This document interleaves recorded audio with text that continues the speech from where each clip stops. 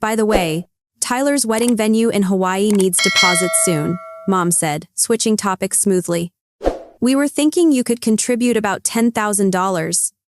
This came minutes after they refused to repay my loans. Family helps family, Dad added firmly. The sharp knock at the door made their heads turn. They had no idea who was waiting outside. I'm Luna, 27, a third-grade teacher at Oakwood Elementary. I still remember my first paycheck at 16, working weekends at the mall.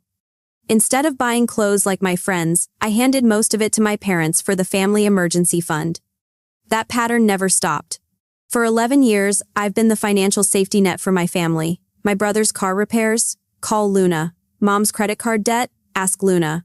Dad's unexpected tax bill? Luna will handle it. Meanwhile, my brother became an investment banker with a luxury apartment downtown while I share a modest two-bedroom with a roommate. Despite my teacher's salary, I've loaned them over $32,000 over the years. Each time, I insisted on handwritten IOUs, which they signed with theatrical sighs and eye rolls, calling them silly formalities between family. I wasn't driving a fancy car or taking exotic vacations like my brother, but I had something more valuable that they never saw coming. Meticulous documentation for every single dollar they'd borrowed. If your family has ever taken advantage of your generosity, then acted like you were the problem, hit subscribe and drop a comment sharing where you're watching from. Trust me, you're not alone in this fight. 6 months ago, my wisdom tooth got infected. The pain was unbearable, throbbing all the way up to my temple. The emergency dentist wanted $3,200 upfront for surgery, money I didn't have in my savings. Years of family loans had drained my emergency fund to nearly nothing. I called Mom from the dentist's parking lot, holding back tears. I hate to ask, but I need help. Just until my next paycheck. Oh, honey, we're a bit tight on funds right now, she said, her voice suddenly distant. Can't you put it on a credit card? This conversation happened 2 days after my brother parked his brand new BMW in their driveway. The same brother who'd borrowed $5,000 from me for investment capital last year and never mentioned it again. I ended up charging the surgery and picking up extra tutoring shifts to pay it off. The dental pain faded, but the sting of their rejection didn't.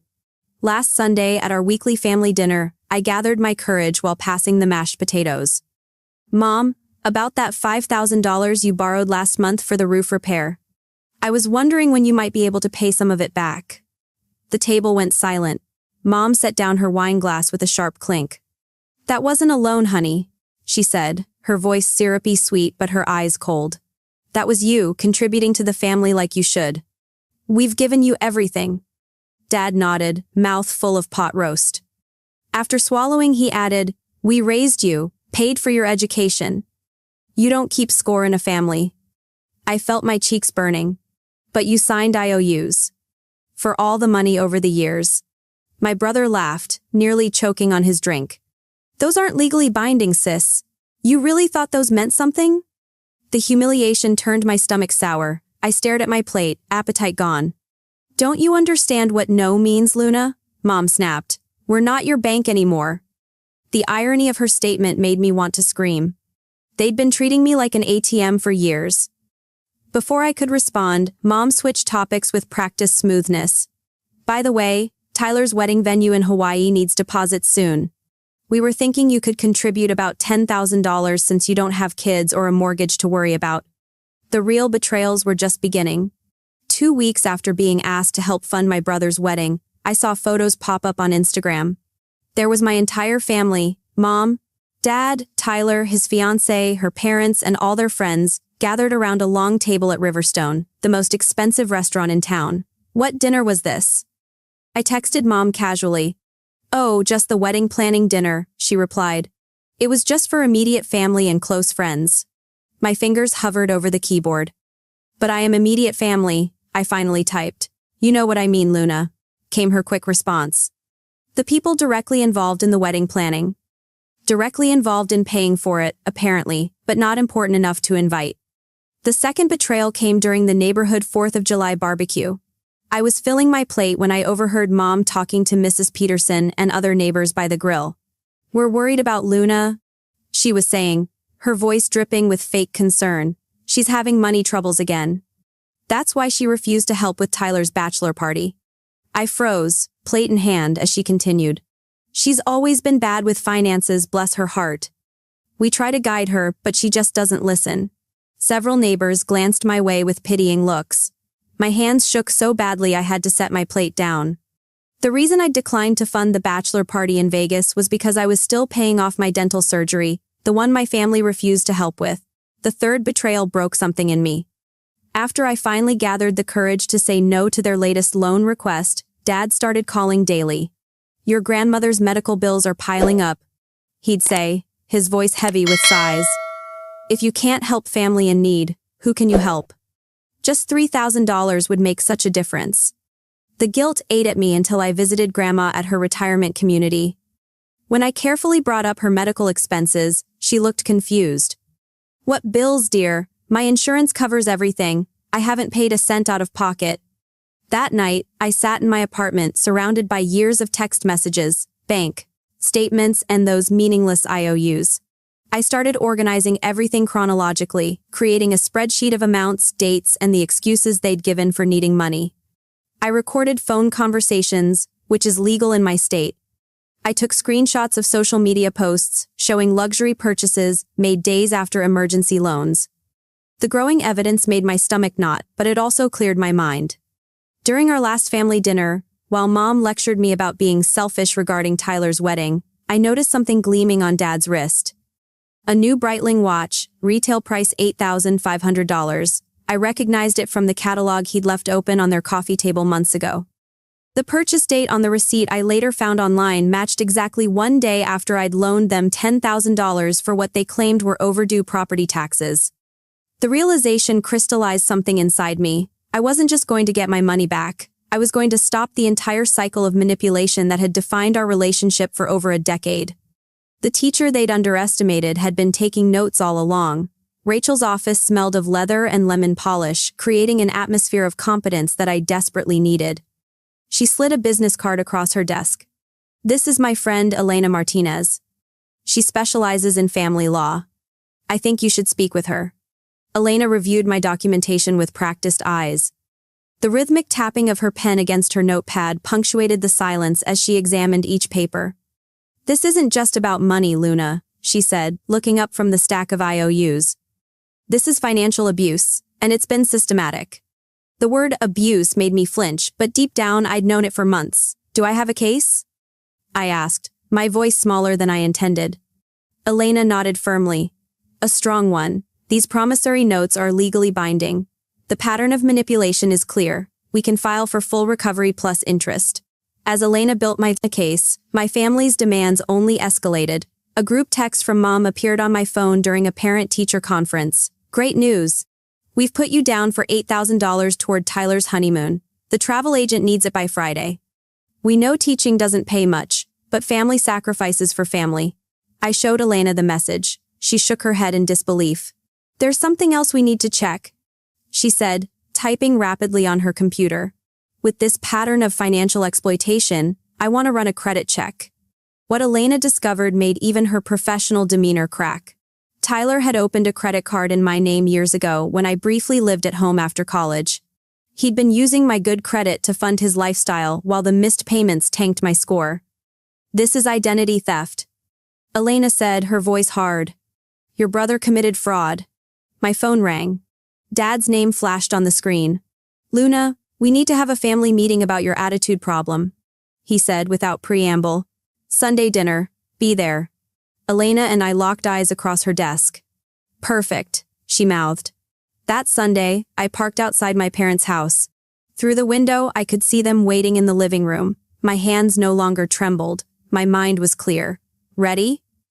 Elena asked from the passenger seat. I nodded. The time for being their bank is over. I walked into my parents' house without knocking. The familiar smell of Mom's cinnamon potpourri filled the entryway. Tyler sat on the couch scrolling through his phone. Dad stood by the fireplace with his arms crossed. Mom perched on her favorite armchair, face already set in disappointment. "Sit down, Luna," Mom said, pointing to the ottoman in the middle of the room. The spot where family lectures had always taken place. I remained standing. "I've invited someone to join us." "What?" Dad's eyebrows shot up. "This is a family meeting." "Exactly." I opened the front door. Elena walked in carrying her black leather briefcase, her heels clicking decisively on the hardwood floor. The room fell silent.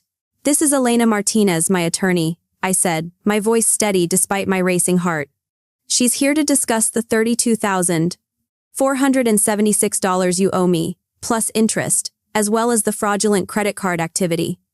Tyler jumped up so fast he knocked over his water glass. His face drained of color. "You're suing your own family? Over a few loans?" "They weren't gifts. They were loans," I replied coldly. "With terms, dates, and your signatures." Mom laughed nervously. "Honey, those were just silly papers. We never meant those seriously. The law takes them very seriously," Elena said, opening her briefcase. She began laying documents on the coffee table one by one. "These are legally binding promissory notes. Here are the bank statements showing transfers, and these are court orders freezing your accounts pending investigation." "You froze our accounts?" Dad roared, his face turning red. "How dare you?" "The judge dared quite easily once he saw the evidence," Elena replied calmly. "Financial abuse is taken seriously in this jurisdiction." "This is ridiculous," Tyler sputtered. "We're family. Families help each other." "Is that why you opened a credit card in my name?" I asked. The stunned look on his face was answer enough. "That was a mistake," he mumbled. "I was going to pay it off.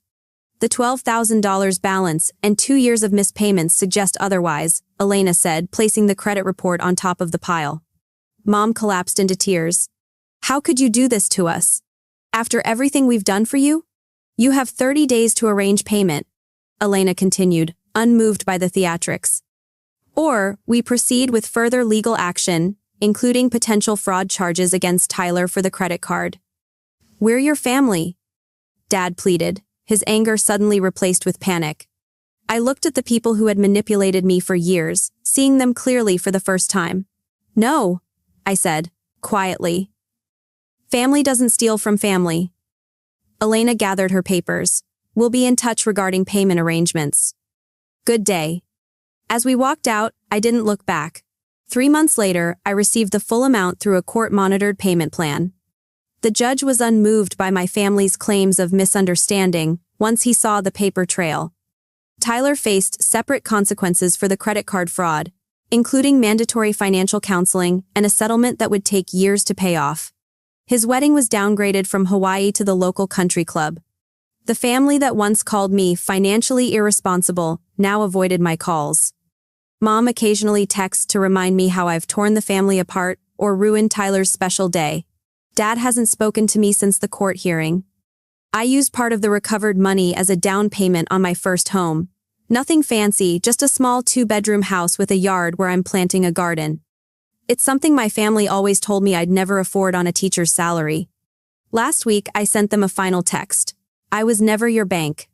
I was your daughter and sister. I hope someday you'll understand the difference." Their only response was silence. But for once, that silence doesn't hurt me. It feels like freedom, like the first day of a new life built on my terms, not theirs. Did this story speak to your own experience? I'd love to know in the comments below. A simple like or clicking hype helps this story reach others who might be struggling with similar family situations. Your voice matters in this community, and your support truly does make a difference. Sometimes standing up for yourself is the bravest thing you can do.